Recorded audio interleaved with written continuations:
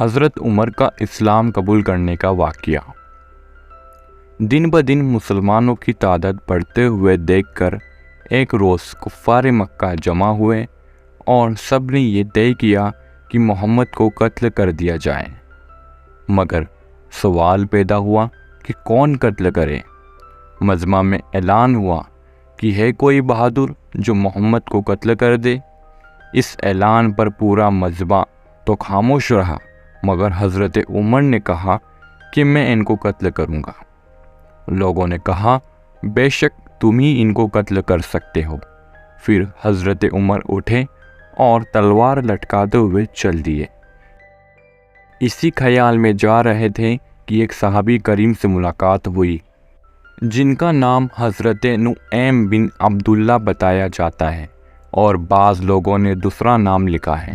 بہرحال انہوں نے پوچھا کہ اے عمر کہاں جا رہے ہو؟ کہا کہ محمد کو قتل کرنے جا رہا ہوں۔ حضرت نعیم نے کہا کہ اس قتل کے بعد تم بنی ہاشم اور بنی زہرا سے کس طرح بچ سکو گے؟ وہ تمہیں ان کے بدلے میں قتل کر دیں گے۔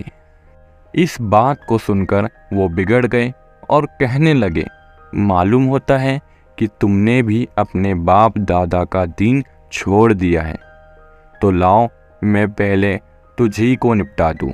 یہ کہہ کر تلوار کھینچ لی۔ حضرت نعیم نے بھی یہ کہا کہ ہاں میں مسلمان ہو گیا ہوں، اور اپنی تلوار سنبھالی۔ ان قریب دونوں طرف سے تلوار چلنے کو ہی تھی کہ نعیم نے کہا کہ تو پہلے اپنے گھر کی خبر لے۔ تیری بہن فاطمہ بنت خطاب اور بہنوئی سعید بن زید دونوں اپنے باپ دادا کا دین چھوڑ کر مسلمان ہو چکے ہیں۔ یہ سن کر حضرت عمر کو بے انتہا غصہ پیدا ہوا۔ وہ وہیں سے پلٹ پڑے اور سیدھی اپنی بہن کے گھر پہنچے۔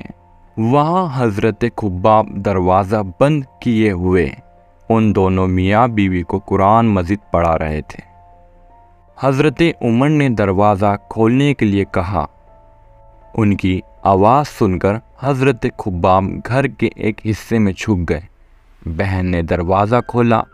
آپ گھر میں داخل ہوئے اور پوچھا کہ تم لوگ کیا کر رہے تھے اور یہ آواز کس کی تھی؟ آپ کے بہنوئی نے ٹال دیا اور کوئی واضح جواب نہیں دیا۔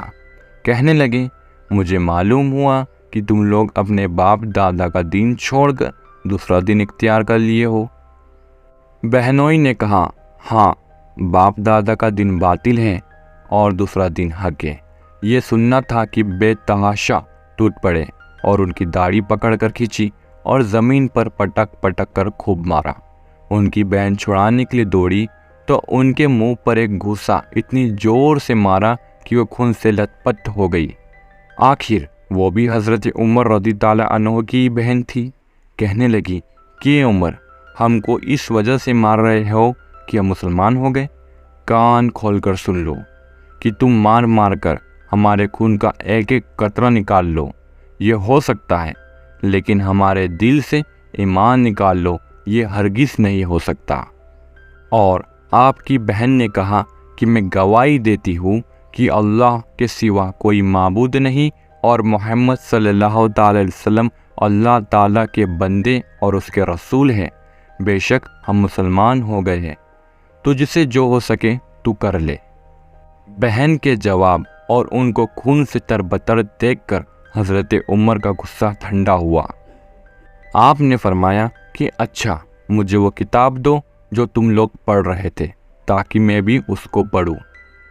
تو آپ کی بہن نے کہا کہ تم ناپاک ہو اور اس مقدس کتاب کو صرف پاک لوگ ہی ہاتھ لگا سکتے ہیں۔ حضرت عمر نے ہر چند اصرار کیا مگر وہ بغیر غسل دینے کو تیار نہ ہوئی۔ آخر حضرت عمر نے غسل کیا اور کتاب لے کر پڑھی۔ اس میں سورہ طٰ لکھی ہوئی تھی۔ اس کو پڑھنا شروع کیا۔ جس وقت اس آیت کریمہ پر پہنچے تو حضرت عمر کہنے لگے کہ مجھے محمد صلی اللہ تعالی وسلم کی خدمت میں لے چلو۔